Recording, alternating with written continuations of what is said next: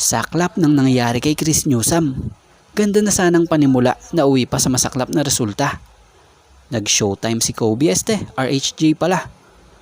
At inaabang tapatan ni Rondae Hollis Jefferson and Allen Durham naganap na. So laban ng TNT tropang giga kontra dito sa Meralco Bolts.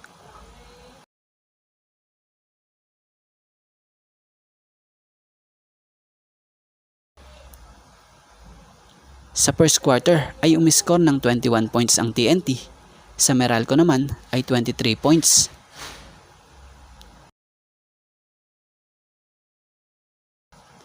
Sa second quarter ay umiskor ng 18 points ang TNT. Sa Meralco naman ay 18 points din. So natapos ang first half, tanga ng Meralco Bolts ang kalamangan sa score na 39-41.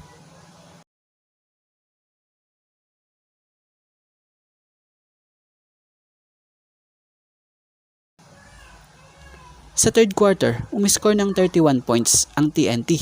Sa Meralco naman ay umiskor lang ng 16 points.